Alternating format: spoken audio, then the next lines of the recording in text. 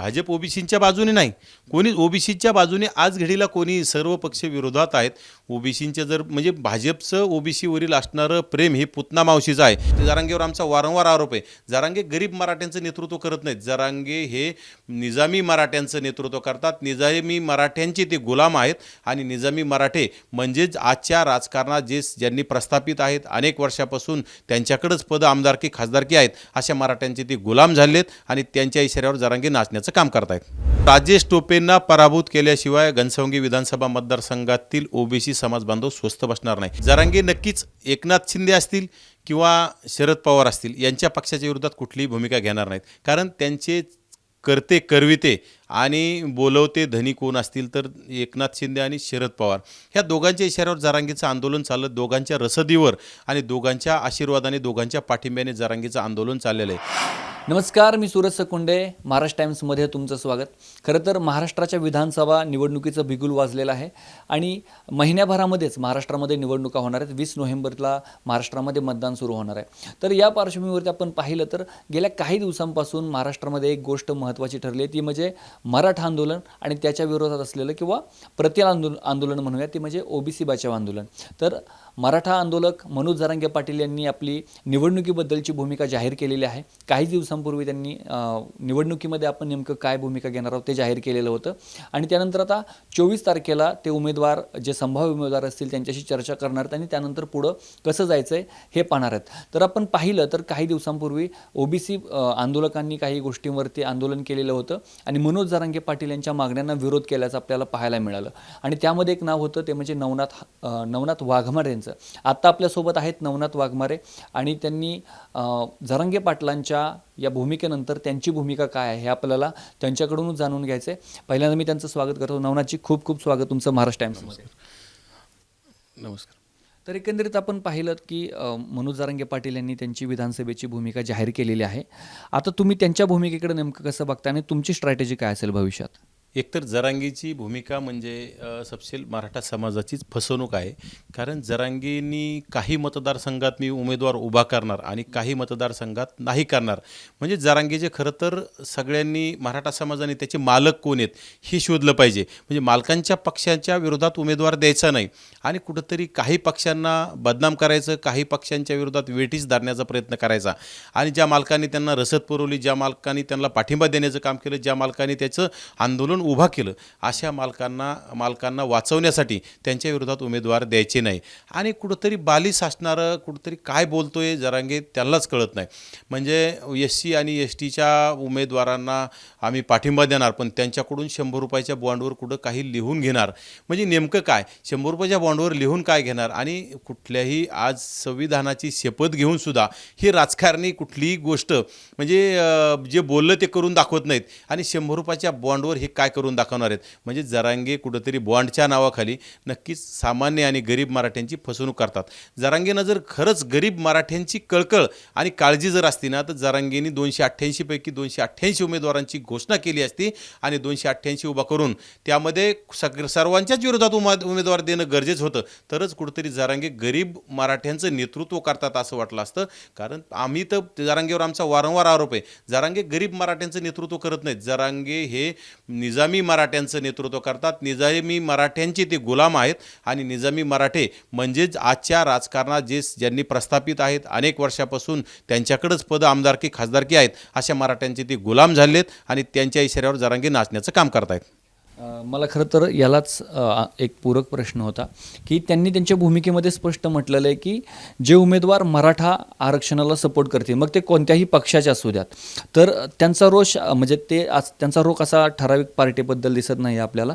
तर तुम्ही याकडे कसं बघताय? कारण ते कोणत्याही पक्षाचा असू द्यात असं स्पष्टपणे म्हणाले त्यांच्या भूमिकेदरम्यान.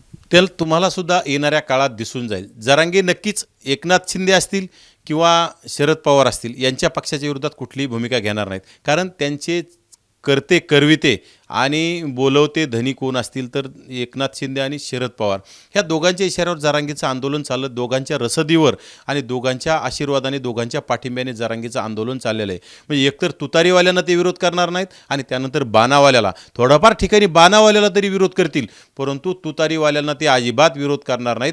कारण तुतारीवाल्यांनीच हे आंदोलन उभं केलेलं, मोडीत काढलेलं आंदोलन तुतारीच्या आमदारांनी आणि रोहित पवारांनी हे सुरू केलेलं आहे. त्यामुळं तुतारीच्या विरोधात ते अजिबात विरोधात जाणार नाहीत आणि पूर्ण तुतारीला कसं निवडून आणता येईल याकडे जरांगेचं लक्ष आहे आणि जरांगेने ती सुपारी घेतलेली आहे. बरं, मला खरं तर अजून एक बरेच प्रश्न आहेत, पण त्यापैकी एक महत्त्वाचा प्रश्न विचारतो. ते म्हणजे आपण पाहिलं की साधारणपणे फडणवीसांना टार्गेट करतायत मनोज जरांगे, परंतु भाजपमधले काही नेते, त्यामध्ये आपण पाहिलं तर अलीकडच्या काळात राधाकृष्ण विखे पाटील यांनी मनोज जरांगे यांची भेट घेतलेली होती, अशोक चव्हाण वारंवार त्यांची भेट घेत आहेत, अशा पद्धतीने अनेक नेते आहेत. अलीकडं अजूनही काही नेत्यांनी, सुरेश दासांनी त्यांची भेट घेतलेली होती. तर या भेटींकडे तुम्ही कसं बघताय? कारण एकीकडे भाजप कुठेतरी ओबीसींच्या बाजूने अशा पद्धतीची परिस्थिती दिसते, मात्र भाजपचेच नेते जरांगे पाटलांना भेटायला जातात, कसं बघताय? एकतर भाजपसुद्धा भाजप हे चुकीचं आहे. भाजप ओबीसींच्या बाजूने नाही, कोणी ओबीसीच्या बाजूने आज घडीला कोणी सर्व पक्ष विरोधात आहेत. ओबीसींच्या जर म्हणजे भाजपचं ओबीसीवरील असणारं प्रेम हे पुतना मावशीचं आहे. भाजप उगं कुठंतरी म्हणायचं ओबीसी आमचा DNA आहे आणि जर ओबीसींच्या पाठीत एवढा खंजीर खुपसण्यात येत असेल, ओबीसींच्या आरक्षणामध्ये 57 लाखांपेक्षा जास्त बोगस कुणबी नोंदीमार्फत जर घुसखोरी होत असेल, बोगस प्रमाणपत्र वाटप होत असतील आणि त्यामध्ये भाजप या राज्यामध्ये देशामध्ये सर्वा असणारं भाजप जर कुठलीही भूमिका घेत नसेल, बघ्याची भूमिका घेत असेल, तर भाजपला कशी म्हणता येईल आपल्याला भाजपची म्हणजे ओबीसींची काळजी आहे? भाजपचं सुद्धा पुतना मावशीचं प्रेम आहे. आणि बाकी शरद पवार हे अत्यंत जातीवादी आणि शरद पवारांचा पक्षातील सर्वच आमदार ओबीसींच्या विरोधात आहेत आणि ओबीसींचं आरक्षण संपवण्यामध्ये एक नंबरचा प्रयत्न शरद पवारांच्या पक्षातील आमदारांचा, खासदारांचा आणि त्यानंतर काँग्रेसचे सुद्धा काही आमदार आणि काही खासदारांनी जरांगेला अंतरवाली सराटीत जाऊन पाठिंबे देण्याचं काम केलं. यांचं सुद्धा ओबीसीच्या विरोधात मोठं षडयंत्र आहे. त्यामुळं आमच्यासाठी कोणी नाही. आम्ही ठरवलंय ओबीसींचे उमेदवार जे उभा असतील, कोणी अपक्ष असतील, कोणी कोणत्या पक्षातून असतील, परंतु आम्हाला ज्यांनी जरांगीच्या आंदोलनात जाऊन जरांगीला पाठिंब्याचे पत्र दिले, अशा जरांगीच्या समर्थन करणाऱ्या आमदाराला आम्ही घराचा रस्ता दाखवणार आहोत आणि त्यांना पराभूत करण्यासाठी आम्ही पूर्ण ताकद लावणार आहोत. बरं, मला एक खरं तर प्रश्न विचारायचा आहे. तुम्ही तुमच्या म्हणजे बऱ्याचदा भाषणामध्ये असो किंवा एकंदरीत तुमच्या मुलाखतींदरम्यान शरद पवार यांच्यावरती टीका करताना आम्हाला दिसतं. तर समजा येणाऱ्या काळामध्ये शरद पवार असतील, त्यांचा राष्ट्रवादी काँग्रेस पक्ष असेल किंवा महाविकास आघाडीतले इतर पक्ष असतील, तर त्यांनी ओबीसी उमेदवार दिले ज्यांचं कॅरेक्टर चांगलं आहे, तर अशा परिस्थितीमध्ये तुम्ही त्यांना सपोर्ट करणार का? नक्की. जे ओबीसींची भूमिका घेणारे आणि चळवळीतले तरुण असतील, यांना जर त्या पक्षाने सुद्धा उमेदवारी दिली, परंतु ते ओबीसी उद्या भविष्यात आमदार झाल्याच्यानंतर ओबीसी विषयी सभागृहात बोलले पाहिजे. अशा आमदाराला आम्ही पक्षाचे कुठल्याच बांधील नाहीत. आम्ही पक्षाला विरोध करीत नाहीत, आम्ही त्यांच्या भूमिकेला विरोध करत आहोत. जर शरद पवार यांच्या पक्षाने जर ओबीसींचे काही चळवळीतले नवीन तरुण जर दिले, तर नक्कीच आम्ही त्यांना सुद्धा निवडून आणण्यासाठी प्रयत्न करणार आहोत. कारण जर आम्हाला आमच्या विचाराचे लोक जर असतील, आम्हाला पक्षाला आम्ही कधी विरोध केला नाही. जरांगे जसं पक्षाला विरोध करतात, बाकी पक्षाला विरोध आणि तुतारी आणि बाणाला विरोध नाही, आमचं तसं नाही. आमचं फक्त म्हणणं आहे किंवा आमच्या विचाराचे, आमच्या भूमिका मांडणारे आणि आमचं आरक्षण वाचवण्यासाठी धडपड करणारे कार्यकर्ते जर सभागृहात जात असतील, तर नक्की आम्ही त्याला सहकार्य आणि पाठिंबा देण्याचं काम करणार आहोत. बरोबर. खरं तर तुम्ही सुद्धा काही दिवसांपूर्वी एक भूमिका जाहीर केलेली होती, ती म्हणजे 50 उमेदवारांना पाडणार आहोत. त्यामध्ये तुम्ही काही नाव घेतलं होतं, त्यामधचं मुख्य नाव एक होतं, ते म्हणजे राजेश टोपेंचं. तर राजेश टोपे यांचा घनसावंगी विधानसभा मतदारसंघ आहे आणि त्यांच्याकडून शिवसेनेकडून सध्या तरी हिकमत उढाण यांना उमेदवार मिळण्याची शक्यता आहे शिवसेनेकडून. आणि आता वंचितनं सुद्धा तिथं कावेरी, मला वाटतं त्यांचं खटके यांना उमेदवारी दिलेली आहे. तर त्यांच्या उमेदवारीबद्दल काय असणार आहे? कारण त्या पण ओबीसी चेहरा आहेत. तुम्ही कसं बघणार आहे? कोणाला सपोर्ट कराल? नक्कीच येणाऱ्या काळात सगळं वेगवेगळ्या घडामोडी घडत राहतील, परंतु राजेश टोपेंना पराभूत केल्याशिवाय घनसावंगी विधानसभा मतदारसंघातील ओबीसी समाज बांधव स्वस्थ बसणार नाही. कारण हे आंदोलन खरं तर या आंदोलनाचे शकुनी मामा आणि आंदोलन उभं करणारे कोण असेल तर राजेश टोपे आहेत. राजेश टोपेंनी पूर्ण त्यांच्या कारखान्यामार्फत ह्या जरांगीच्या आंदोलनाला रसद देण्याचं काम केलं. कारखान्यातून त्यांचे कर्मचाऱ्याची यंत्रणा दिली, म्हणजे स्वयंसेवकसुद्धा त्यांचेच कारखान्यातील कर्मचारी वापरण्याचं काम केलं आणि जरांगे अगदी उपोषण सोडून पळून गेल्याच्या नंतर जरांगेला रात्री 3 वाजता उठून आणून रोहित पवार आणि राजेश टोपे यांनी आणून बसवण्याचं पाप केलं आणि कुठंतरी मराठा समाज आणि ओबीसी समाजामध्ये मोठा वाद निर्माण करून राज्य वेठीस धरण्याचं काम करण्याचं पाप जर कोणी केलं असेल तर राजेश टोपे आणि रोहित पवार. त्यामुळे राजेश टोपेला आम्ही सोडणारच नाहीत. राजेश टोपे हे पराभूत होणार, ही काळ्या दगडावरची पांढरी रेघ आहे. तिथं निवडून कोणी येणे आम्ही आज सांगणार नाही, परंतु राजेश टोपे हे पराभूत झालेले आहेत. बरोबर. म्हणजे एकंदरीत आपण पाहिलं तर राजेश टोपे यांच्यावरती एकंदरीत ओबीसी बांधवांचा रोष दिसतोय, ओबीसी आंदोलकांचा रोष दिसतोय. पण मला खरं तर अजून एक प्रश्न होता सर. आता तुम्ही 2 नावं घेतली, एक रोहित पवार आणि दुसरं राजेश टोपे. यांच्या व्यतिरिक्त ओबीसी आंदोलकांच्या रडारवर कोणती नावं आहेत? तुमची यादी तयार झाली आहे का आता? ज्यामध्ये भाजपचे सुद्धा अनेक लोक आहेत. इकडं अशोक चव्हाण असतील, इकडं काँग्रेसचे पृथ्वीराज चव्हाण असतील आणि ज्या आता ते बीड जिल्ह्यातले काही आमदार आहेत. जो आता एक आमदार तर पळून गेला, उभा राहायचं नाही म्हटला, जो लक्ष्मण पवार गेवरायचा आमदार, आमची भूमिका पाहून त्यांनी सपशेल माघार घेण्याचं काम केलं. असे अनेक आमदार आहेत की त्यांना आज पराभव त्यांनी मान्य केलेला आहे, पण कुठंतरी उभा राहायचं म्हणून ते राहणार आहेत. अशा 50 आम्ही यादी दिली, 50पेक्षा अनेक आमदार या राज्यामध्ये आम्ही यांना पराभूत करणार आहोत. राज्यातील मराठवाडा याच्यामध्ये प्रमुख आहे. त्यानंतर मराठवाड्याच्या नंतर पश्चिम महाराष्ट्र आहे, विदर्भ आहे आणि उत्तर महाराष्ट्रातले सुद्धा बरेचसे आमदार तिथे येऊन जरांगेंना पाठिंबा देण्याचं काम केलं. या सर्वांना नक्कीच घरी जावंच लागणार आहे आणि ओबीसी समाज त्यांना घरी पाठवणार आहे. बरोबर. आता मी येतो धनंजय मुंडे यांच्यावरती, कारण मुंडे घराणं एक ओबीसीतलं महत्त्वाचं घराणं आहे आणि धनंजय मुंडेंच्या बाबतीत तुमची काय असणार आहे? जर महाविकास आघाडीनं धनंजय मुंडेंच्या विरोधात जर ओबीसी चेहरा दिला तर तुम्ही त्याच्याकडे कसं बघाल? हे बघा, महाविकास आघाडीनं धनंजय मुंडे यांना जाणीवपूर्वक पराभूत करण्याचं जर ठरवलं असेल तर आम्ही धनंजय मुंडेला पाठिंबा देणार ना. कारण धनंजय मुंडे हे ओबीसींचे आहेत. कुठेतरी ओबीसीला म्हणजे काही अंशिका व्हायना त्यांना सभागृहात ओबीसींची क्यू येणार आणि ओबीसीविषयी ते भूमिका मांडतात आणि कधी काळी मांडल्या असतील आणि येणाऱ्या काळात सुद्धा मांडतील, आम्हाला असा विश्वास आहे. त्यामुळं धनंजय मुंडेसाठी आम्ही त्यांना नक्कीच सहकार्य करणार. कारण की महाविकास आघाडीकडून शरद पवारांच्या पक्षाचा कोणीतरी उमेदवार तिथं उभा राहणार आणि धनंजय मुंडे यांना पराभूत करण्यासाठी पूर्ण ताकद शरद पवार लावतील. परंतु शरद पवारांचा हा डाव आम्हाला हाणून पाडावा लागेल. कारण शरद पवारांचं महत्त्वाचं ध्येय काय की ओबीसीतले प्रमुख नेते संपवायचे आणि ओबीसी नेते संपल्याच्या नंतर ओबीसीवर घाव घालण्याचं काम करायचं. खरं तर शरद पवारांना हे जे नामांतर म्हणजे डॉक्टर बाबासाहेब मराठवाडा विद्यापीठाला डॉक्टर बाबासाहेब आंबेडकरांचं नाव दिलेलं होतं.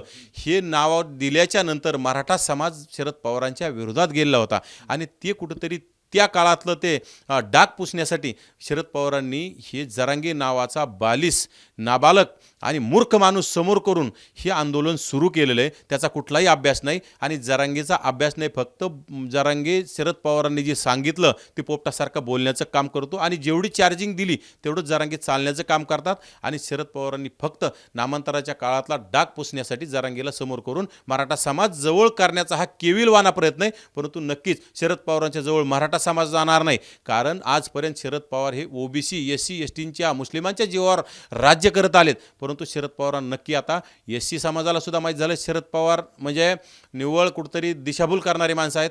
एसटी समाजाला माहिती आहे, मुस्लिम समाजाला माहिती आहे आपली फसवणूक होते आणि ओबीसी समाज आजपर्यंत शरद पवारांना पुरोगामी विचारांचे, फुलेशाह आंबेडकरांचे विचारांचे म्हणत आलेत.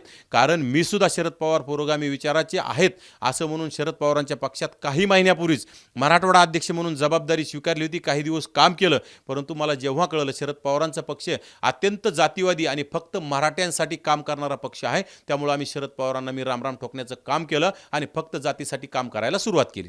बरोबर. मला खरं तर यालाच पूरक प्रश्न आहे की नेमका असा कोणता अनुभव आला तुम्हाला की त्यामुळे शरद पवार तुम्हाला जातीवादी वाटले?